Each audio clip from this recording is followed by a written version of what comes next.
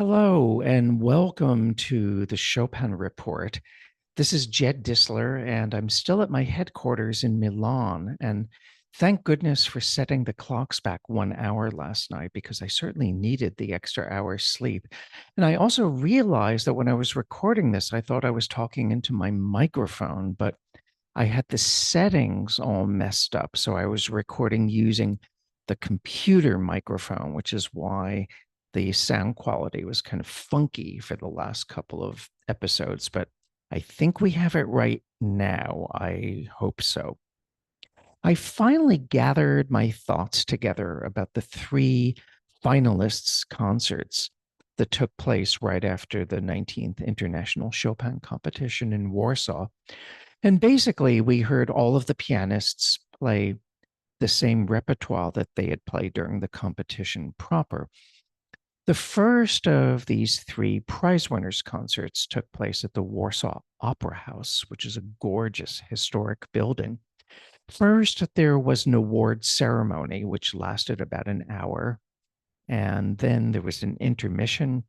And after the intermission, each of the 8 awarded finalists played a selection, along with performances by 2 of the special prize awardees. And one of those was Adam Kaldunsky, and he won the Bela Davidovich Award for Best Performance of a Ballade. However, he chose to start this program with the C minor nocturne, Opus 48, number 1. He played it very beautifully, although I kind of remembered that I preferred his performance from the first stage, but I'd have to go back and listen to both of them carefully. I admit I haven't done the comparison yet. Maybe you can do that for me and let me know.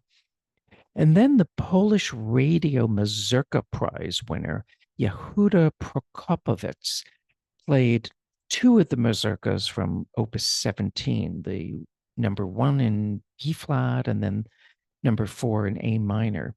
And he played these very well, but I still preferred the really imaginative and beautifully inflected performances by Eric Guo and Piotr Pawlak.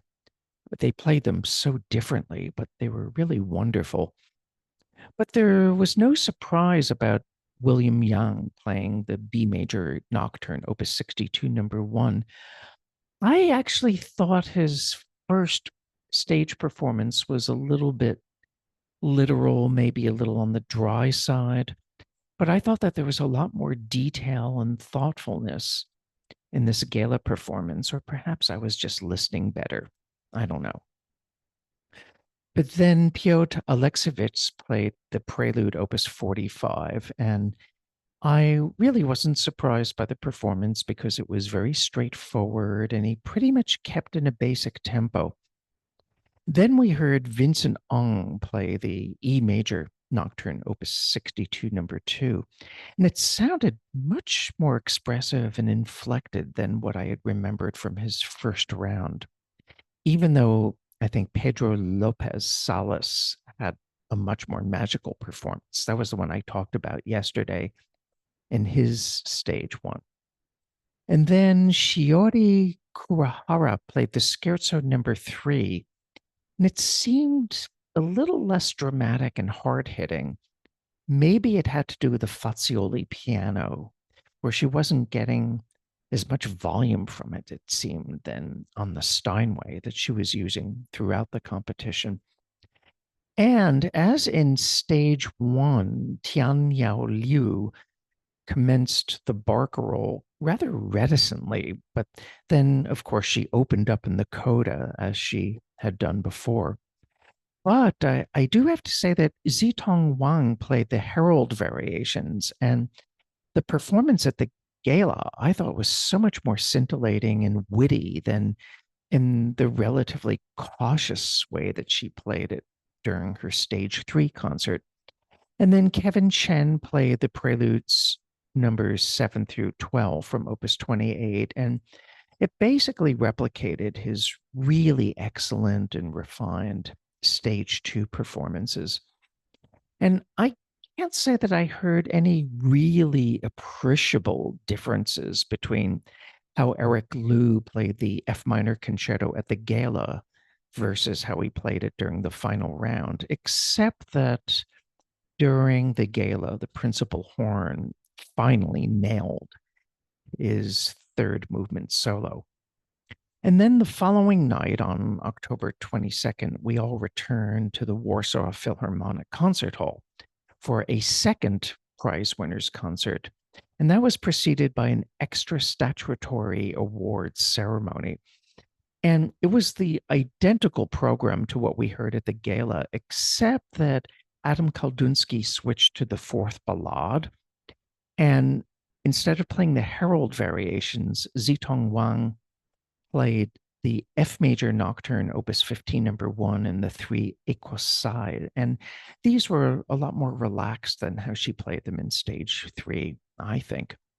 And then we heard Tianyu Li, who won the Chopin Society's Best Polonaise Performance Award, and he played the A-flat Polonaise, opus 53. And it was a really fine performance, and you can see why he won that award. But my A-flat Polonaise of the competition still belonged to Shiori Kurihara in stage 2. That was a really powerful performance, and I'll never forget it. And then for the third and final concert on October 23rd, which was at the Philharmonic Hall, we heard Adam Kaldunsky, William Yang, Piotr Alexievich, Vincent Ong, Kevin Chen, Tianyao Liu, Shiori Kurihara, and Zitong Wang. And they all reiterated what they played from October 21st at the gala. And then Eric Liu and the Warsaw Philharmonic served up the F minor concerto for the fourth consecutive time in 4 consecutive days. I think it's a little bit of overkill, if you ask me, but I suspect that we had all those repetitions of the concerto because there may be a recording of the concerto that will soon appear, culled from the best performance and rehearsal takes, I would imagine. And by the way, Deutsche Gramophone issued a single featuring Eric Liu's gentle and slow cooking Chopin C-sharp minor waltz. I don't know which performance they've used of that waltz. I don't know if it's going to be the one from his competition round or the one that he played as an encore. A journalist at the gala reception asked me how I thought Chopin would have reacted to a competition solely dedicated to his music. And I made a joke, as I usually do. I said, well, I think Chopin would be annoyed simply because he's not alive to collect around 185 years worth of royalty payments. And as for Chopin, how he might respond to all these young pianists' performances, would he like them or would he not like them? And when I was asked about that again, I talked about money. I said, even if Chopin hated what he heard, he'd be crying all the way to the bank. But let me get serious, though. I have to thank the Chopin Institute team's unstinting support and kindness to me during my time in Warsaw. And they just gave me the best possible conditions to do my work. And I also want to thank the editorial team at Gramophone for all of their brilliant editing of my blog and just their trust in me. Thank you, Tim Perry. Thank you, James McCarthy. And thank you, Martin Cullingford. I have to say that I have rarely in my life worked so hard as I did during these past weeks as a blogger and as a video host reporter during the Chopin competition. However, it is the 84 pianists we heard during the competition who really did the hard work, who paid the dues, who worked harder than all of us on behalf of Frédéric Chopin. This is the Chopin Report, and this is Jed Distler. And until next time, be well and please be kind.